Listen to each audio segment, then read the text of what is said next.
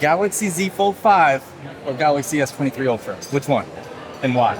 Okay, S23 Ultra. Why? Because it offers a really good camera. It just can't fold. It depends on the person. So the S23 Ultra has one of the best cameras around. So I think if you're into cameras and you want like a very flexible camera, S23 Ultra. But if you're like that road warrior, someone who like just has one device in their house, doesn't have a laptop, doesn't have a tablet, and they just want to have one device, then you can't go wrong with the Z Fold, in my opinion. We're going to say the S23 Ultra, but not because the Fold is not great. We just haven't had enough time to see all of the benefit, all the new things in there, and also the benefit of the new HN2 with it, the new camera, well, the new improved processing that we got in there. The S23 Ultra for me is more of a powerhouse from the camera side, large display, large battery, fast charging, all the things that we want to be when we're traveling and when we're doing things on the go. And the Fold just does so much more too, so it's a tough one, but I'm going to say the S23 Ultra. Like I said, it's always a tough one. Everybody's going to say it's a tough one, but if I'm going to have to pick, I have to go S23 Ultra. Because for me, the camera is the most important, right? Performance is always good. Samsung's got the same software pretty much on both things. I love the foldable experience, but I'm going to go with the best camera, the S23 Ultra. And it's still the best camera out there right now, for sure. Agreed. Yeah, That means we need a Fold Ultra. we need that. I think I would actually pick the S23 Ultra, and the reason is because I feel like the Fold 5, while it can be good for productivity, it's almost like it has two slightly awkward aspect ratios, like a kind of a thin one on the front, and then like a squarish one on the inside. But you know, the S23 Ultra is kind of normal-ish, I guess, kind of what we're used to, and I just like that aspect ratio more. Gotta say, that's the most unique answer I've heard so far. Really? Most of the time it's been the camera. Really? Okay. Yeah. Good stuff. Z Fold 5 because I love having the tablet form factor, honestly. Like when I'm traveling, having a phone that turns into a tablet is just priceless for me. I love it. You're the first one to say Z Fold 5 so far. Good. I'm happy. Like, no, that's my thing. I love foldables, but I always, like from a flip to a fold perspective, I always go kind of towards the fold. Cool.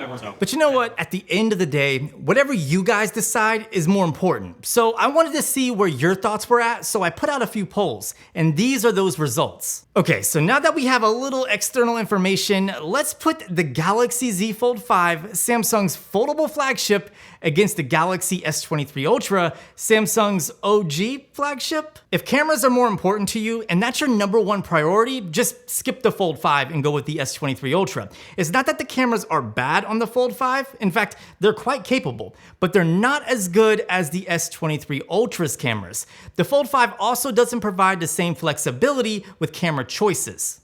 The Galaxy S23 Ultra offers a quad camera system consisting of a 200 megapixel main sensor, 12 megapixel ultra wide, a 10 megapixel 3x telephoto, and a 10 megapixel 10x telephoto. And then on the front, there's a 40 megapixel selfie camera. In comparison, the Fold 5 offers a 50 megapixel main camera, 12 megapixel ultra wide, and a 10 megapixel 3x telephoto. For selfie cameras, there's technically two, a 10 megapixel on the exterior cover display, and then a 4 megapixel under display camera on the interior display. The 200 megapixel main camera on the S23 Ultra captures an incredible amount of detail, even when compared to the 50 megapixel sensor on the Fold 5. Truthfully, 50 megapixels is more than enough for most people, especially when we're talking about smartphones. However, the real benefit of having that many megapixels is the binning process. The S23 Ultra provides more detail and color fidelity in every shooting condition because of this process. This is especially the case in low light. Of course, the other benefit to having that many megapixels is for cropping in and reframing photos. Even though the Galaxy S23 Ultra does allow you to do this more than the Fold 5, you still have to keep in mind that these are smartphone sensors. This means that they're pretty small, and the pictures are very processed. So the amount of cropping you can do is still limited by the post-processing that's being applied due to the sensor size and the fact that these are coming from phones. As for the ultra-wide cameras, they're pretty much identical. Both phones can take great-looking ultra-wide shots, and they also suffer from the same issues in low-light scenarios. So in my opinion, you're not really gaining or losing anything with these two cameras. This same exact thing goes for the 3x telephoto cameras. Both are extremely similar, if not identical. However, the Fold does have a slight advantage here since it can act as its own tripod when open halfway in flex mode. This of course gives you more stabilization since you can just set the phone down on a surface and then open it up and then take your shot. Where the Galaxy S23 Ultra absolutely obliterates the Fold 5 is with the 10x telephoto and selfie cameras. The former is incredibly useful for capturing portrait shots without having to use portrait mode. It provides excellent depth of field, and in good lighting, the pictures come out amazing. It's also quite stable considering just how far you're zoomed in. Since this is optical zoom, we still have the ability to use the hybrid zoom feature, which can go all the way up to 100 times, with 30 times and 50 times being the most that I'm comfortable using for decent quality. However, the 100 times zoomed in pictures are still insane, especially the moonshots. Now, I understand you might have heard, read, watched, or someone told you how the moon photos are fake, which isn't exactly true, but I digress. That's a different video. The 40 megapixel selfie camera on the S23 Ultra is overall better than the 10 megapixel camera on the Fold 5, but it's not by a huge margin in most scenarios.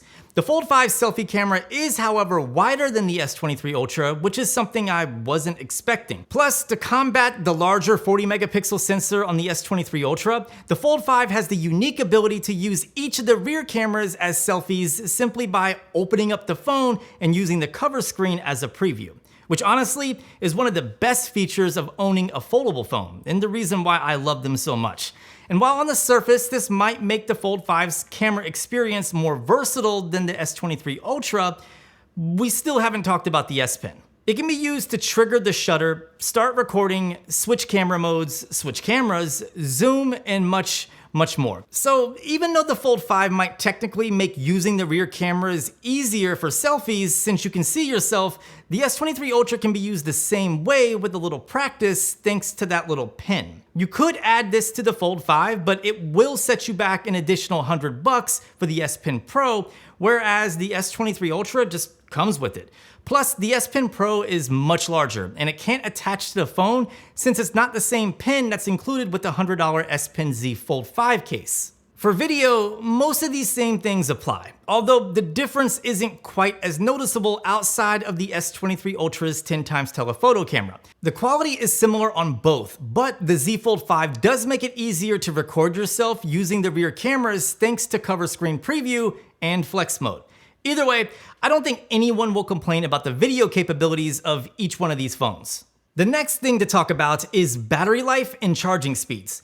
The S23 Ultra has a much larger battery at 5,000 milliamp hours versus the 4,400 milliamp hours on the Z Fold 5. This of course equates to the S23 Ultra having better battery life, but how much better depends on your usage. If you mostly use the cover display on the Z Fold 5 and rarely open it up, the difference is going to be substantial, and you're going to get better battery life than on the S23 Ultra. However, if you live on the interior display and use it more often than not, you're going to see a big drop in battery life, and the S23 Ultra is definitely going to perform better here. It's really hard for me to tell you how much better the S23 Ultra is going to be since it depends on your personal usage patterns, but this brings me to another point, which is consistency. Since the S23 Ultra has one display, and chances are you aren't fiddling with the display settings all the time, your battery life results will be more consistent than the Z Fold 5. To try to put everything into perspective, I went ahead and ran some controlled lab testing, and I just let YouTube play the entire time on loop to see which phone would last longer, and these are those results. As for charging speeds, neither of these phones are the best on the market. The S23 Ultra supports up to 45 watts, whereas the Z Fold 5 supports up to 25 watts. While this might sound like a big difference on paper, the results really weren't that far apart. This has to do with the way each phone is optimized to charge, combined with the additional 600 milliamp hours the Galaxy S23 Ultra has to charge. Okay, so according to research, when shopping for a phone, the third most important aspect is the display, and this is where things get interesting. First of all, if all you care about is size and the content consumption experience, the Fold 5 takes the W here. The interior display is stunning, and don't come at me with this crease BS. If you look at something long enough, you begin to adjust to it and you won't see it as much. But you know what? I digress. Regardless, the Fold 5 has a beautiful display that's great for consuming content. It gets plenty bright and it has excellent color reproduction. It's perfect for gaming on the go, whether that's Android level games or console streaming. It's perfect for browsing multiple apps at the same time in order to improve your productivity, and it's also great for photo and video editing, allowing you to get a wider view of what's going on. That said, the S23 Ultra has a slightly higher resolution display, and at 6.8 inches, it's no slouch. It gets brighter, has slightly better viewing angles, better durability. I guess in the end, I would say the Fold 5 has the better display experience, but for most people out there, the S23 Ultra is probably more than enough. The other important aspect to consider when deciding between these two phones is size and durability. Neither one of these phones are small, but how each fit in the hand, pocket, or bag is definitely different. The Galaxy S23 Ultra is tall and wide. While it's relatively thin, it can be uncomfortable for some to use with a single hand. Depending on how deep your pockets are, it can also slide out really easily when sitting, which has happened to me one too many times. The Fold 5 is big in its thickness, being nearly 2 Galaxy S23 Ultras. It's also around 20 grams heavier, but honestly, in the hand, I can't really tell a difference. Despite the additional thickness, the Fold 5 is easier to operate with a single hand when it's closed due to the design being very narrow and a lot shorter than the Galaxy S23 Ultra. Some might find the narrow design to be too much though, since it can make things feel cramped like the keyboard. Both of these phones are also pretty durable, although the Galaxy S23 Ultra has a higher IP68 rating versus the Fold 5's IPX8 rating. This is actually an important aspect to consider since that extra protection on the S23 Ultra isn't for water, it's for dust, which is a far more common thing that your phone is likely to be around, especially if you visit the beach or you work in construction. Also, the displays are not equal. The outside display on the Z Fold 5 is fine, and it's pretty resilient, but the inside display is not as strong. It has improved a ton over the original Fold, but it's still something you need to be more careful with versus traditional smartphone displays like what's found on the Galaxy S23 Ultra. Moving on to software features. Technically, the Z Fold 5 can do everything the Galaxy S23 Ultra can do, but the S23 Ultra can't do the things that the Z Fold 5 can do. Of course, this is dependent on whether or not you decide to spend the extra $100 on the S Pen Pro. However, the S23 Ultra lacks the foldable only features like Flex View and the taskbar feature that's found on the Z Fold series only.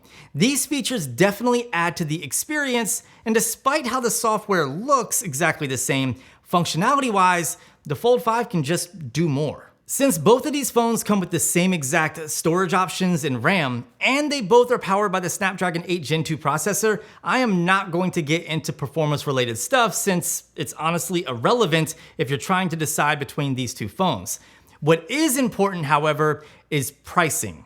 And there's a huge difference here. The Z Fold 5 starts at $1,800, whereas the S23 Ultra starts at $1,200. Both of these can be purchased directly from Samsung at a discounted price with a qualifying trade-in, but only the S23 Ultra can currently be picked up on sale from multiple stores unlocked for several $100s off. Plus, if something were to happen to your phone, the S23 Ultra is not only cheaper, but easier to repair than the Galaxy Z Fold 5, which is another thing to consider. So what's it gonna be? Fold 5 or Galaxy S23 Ultra? Let me know your thoughts down in the comments.